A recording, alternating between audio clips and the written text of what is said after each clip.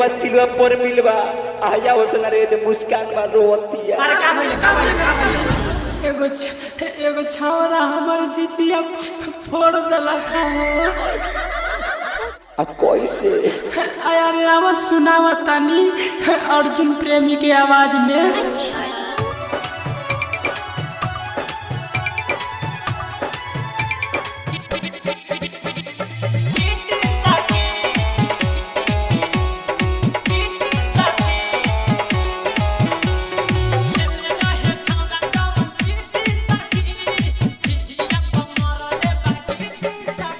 जाएला पर हमरा सथाना माई कइले रहे हमके माना, माई कइले रहे हमके माना।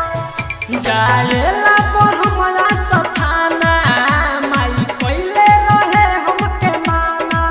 आइलियन हरिया के माथे लेके लइकन के साथे, आइलन हरिया के माथे लेके लइकन के साथे का कहीं स्वीटी सखी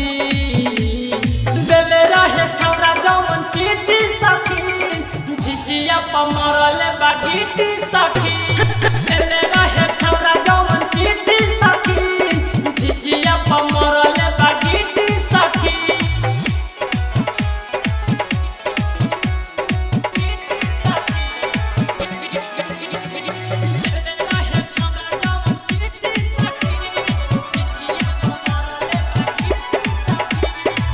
झिझिया गइल सखी हमारो फुटा हो ओहि जाके लोग हो गइला एक जुटा हो।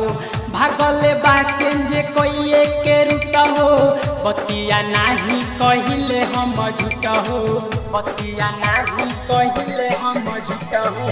झिझिया गइल सखी हमर फुटा हो ओहि जाके लोग हो गइला एक जुटा हो। भागले बाचेन जे कोई के रुटा हो बतिया नाही कहिले हम झूठा हो। लंबा लंबा रहे बाल बनले रहे रुमाल, लंबा लंबा रहे बाल बनले रहे रुमाल। देखत रहली पीरी सखी देले रहे छौरा जवन चिट्ठी सखी झिझिया पर मरले बागीटी सखी देले रहे छौरा जवन चिट्ठी सखी झिझिया पर मरले बागीटी सखी।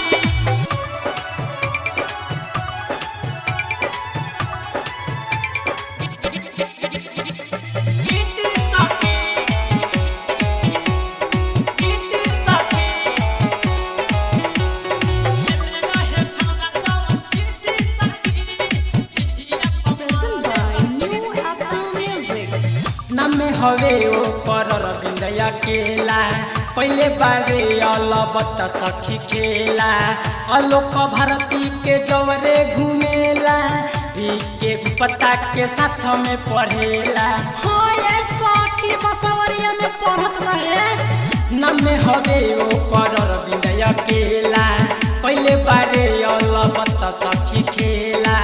अलोक भारती के जवरे घूमेला के पता के साथ में पढ़ेला, साथ में पढ़ेला। परे मियार जुन तुरजी है थुथुन, परे मियार जुन तुरजी है थुथुन। ओकरा के पीटी पीटी सखी देले रहे छौरा जवन चिट्ठी सखी झिझिया पर मरले बागीटी सखी देले रहे छौरा जवन चिट्ठी सखी झिझिया पर मरले बागीटी सखी।